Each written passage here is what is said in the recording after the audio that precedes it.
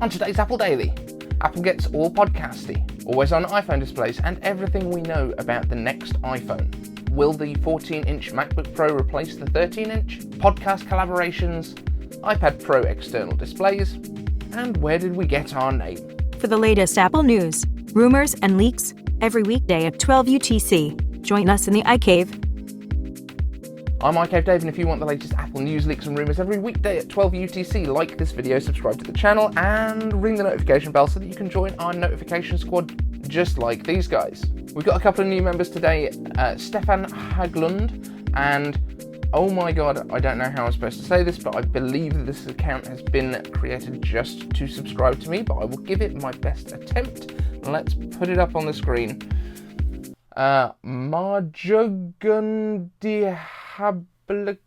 Sangwell Augusta iCaveTedmf. So, thank you for joining the notification squad. I'm assuming that you've created an account on YouTube purely so you could subscribe, so thank you so much. And if you want to join our notification squad, all you need to do is like the video, subscribe to the channel, ring the notification bell, and let me know in the comments that you have done using hashtag notification squad. Then I'll know who to shout out in the next one. Let's get into the news. Apple gets all Podcasty. From the beginning of time, podcasts have been associated with Apple and iTunes. I mean, the whole name podcast is derived from iPod, something that's easily forgotten. iPods were these little music players and audio players that Apple released way back. You know, ancient history is not important. But in recent years, it seemed like Apple wasn't that bothered about podcasts as a platform, even as Spotify started snapping up exclusives like Joe Rogan, and Anchor FM started making podcasts super easy with just the iPhone in your pocket.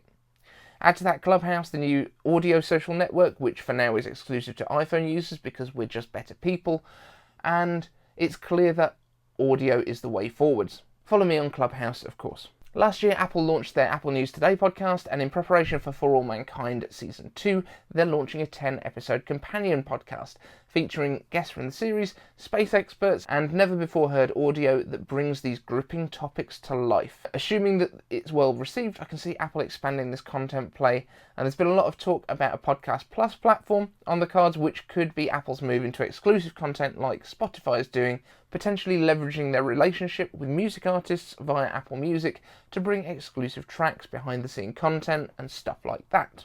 The other possibility is that Apple could create an integrated podcast platform to include music in their shows from Apple Music so that subscribers can listen to the tracks too, making podcasts a richer, more like real radio experience without all the tricky licensing that they would otherwise need.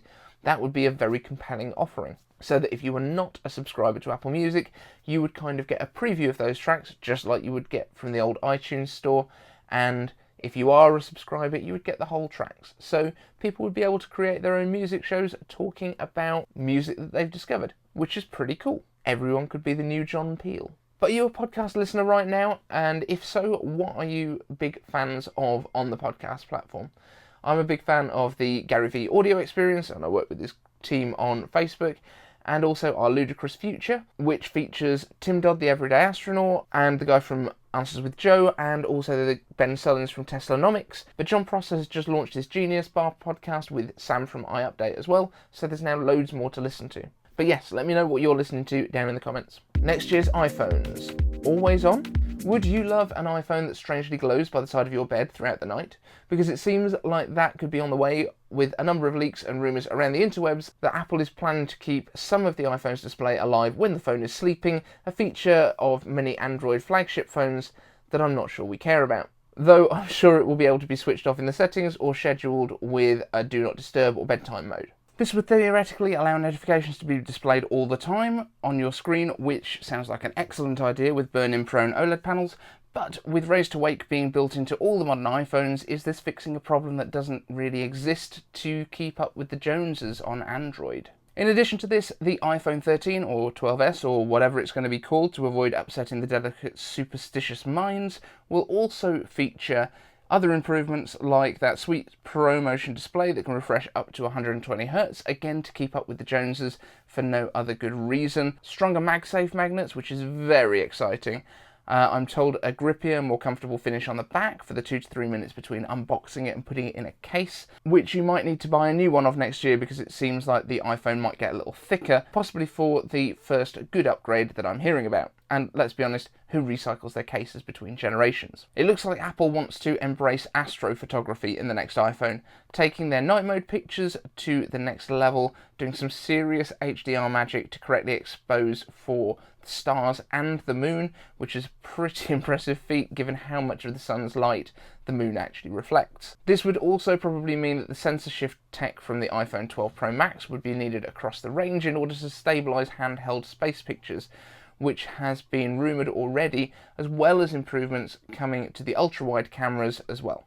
It also seems that Lidar will roll out across the whole iPhone range to support portrait mode computational video, with the artificial bokeh, which I predicted for the iPhone 12 Pros last year, and it seems it was being tested, but it looks like it will be available across all of the iPhones in 2021. As reported too, it looks like Apple will be bringing an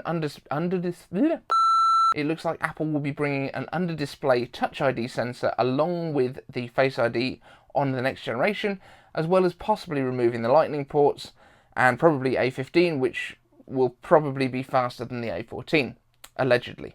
So let's get into some of your questions. We always like to do iCaveAnswers on the show, so if you've got a question, hashtag iCaveAnswers down in the comments and I will answer it in a future show. Suvik Mukherjee asks, if Apple is going to release a 14-inch M1X based MacBook Pro, my question would be whether or not that will replace the current 13-inch M1 MacBook Pro. Please answer during the premiere. Yes, I think the M1X 14-inch MacBook Pro is going to arrive, but I don't think it's going to replace the 13-inch M1 at the beginning at least. It looks like that is going to be our kind of premium model, which is going to replace the like $1,800 version that's out there already. So the first version that you could buy that had the 4 Thunderbolt ports, but we also think that we're going to be getting more connectivity on this as well. So the M1 13-inch MacBook Pro will exist as it is for a little while. I think they might discontinue it maybe in a year or so, but I think it's going to stick around for now. I think the M1 and the kind of base level processors are probably going to go into MacBook Airs going forward, and then the Pros eventually will all just have the X style chips, which have a little bit more grunt.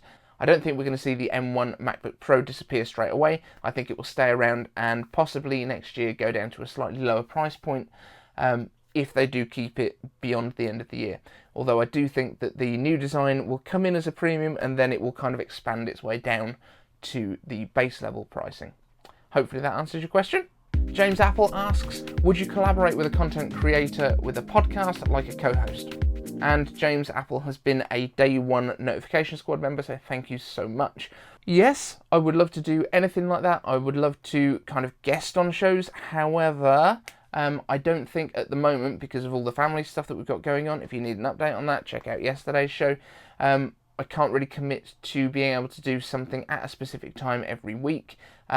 Just because with my videos and stuff, I can kind of create them whenever I need to, and I don't have to rely on anyone else being there at the same time. Which means that if, for example, this morning I'm shooting this at like 7 a.m, yesterday I was shooting at 2 a.m, it means that I'm able to kind of do it when I'm able to do it around what's going on with the family and not have to worry about kind of scheduling it with someone else. So doing it as a regular thing would be difficult for me, but I would absolutely love if anyone has YouTube channels or podcasts that they'd like to chat to me on, I would love to try and arrange to join you on one of those. And if you want to do that, just hit me up either in the comments down here and we'll connect, or you can use, there's an email address like in the About section on the YouTube channel that you are welcome to email. William Philippe says, good to see you back. Gutted to hear about Ollie and your A&E visit. Wishing him a speedy return to his daily routine. Current iPad Pro uses the DisplayPort protocol to support connections to USB-C displays with resolutions up to 5K. Surely that will continue in the next generation. So I think this is a reference to when I mentioned yesterday that they might use the lower binned GPUs in iPad Pro instead of the MacBook range, because basically the M1 is very similar to the A14X in a lot of ways and could well be the same chip but with different branding and with different parts of the chip repurposed. And I wasn't saying that they won't allow you to use external displays. I was saying that in most cases an iPad is never plugged into an external display. So it doesn't need a huge amount of horsepower. It's not like you use it as a secondary display that has a completely different set of stuff going on compared to the main one, or that you have graphically intensive stuff going on both. In most apps, especially at the moment, you wouldn't have like one app on one display and another app on the other display with iPads.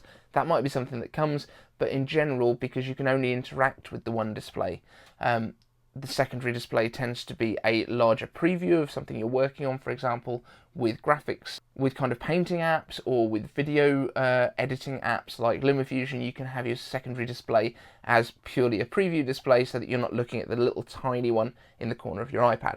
So that's the reason I was saying that. It's not because they're going to take it away at all. In fact, if anything, I think we might actually get Thunderbolt 3 coming to the next iPads, purely because they're already building it into the chips for the M1s, so we might be going up from USB-C all the way up to USB 4 with Thunderbolt 3 built in. So hopefully that makes sense. I don't think they're taking anything away. I think if anything it's going to get slightly better, so you could have up to the 6K display resolution supported by it for the Pro Display XDRs.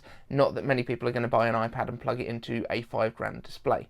And Magrajbatan Sangwell Augusti iCaveDave asks, what does iCave mean? Where did you get the channel name? So originally this channel was called Living on iPad. That was the kind of little WordPress blog that I set up at the beginning of, the middle of last year during lockdown. But then we decided that because we were talking more about Macs that it didn't make any sense, and we'd already been doing iCaveAnswers. iCave is basically what I call my little studio here. So iCaveDave became the name. That was thanks to Mac Daddy, who suggested that should be my name. I just originally did iCaveDave in Sangwell, which is I think still the channel name. We need to probably update that to iCaveDave. That would be better. But yes, I think the whole reason is basically I call this my little iCave. This is actually the boiler room of my house. It's very, very small. What you see is pretty much all of it. In fact, the camera sits about halfway down the room. This is the full width. I can actually reach both walls if I stretch. So it's not a big space. So this is my little man cave, but it's full of Apple stuff, so it's called an iCave. I am iCaveDave, and that's where it all comes from. So thank you so much for watching. Hit me up down in the comments if you have any questions that you would like answered in the next show with iCaveAnswers as your hashtag. Join the notification squad so I can give you a shout out and butcher your name, especially if you've just made it up purely to subscribe. I honestly don't mind. I will take all the subscriptions I can get. Thanks so much for watching. See you in the next one.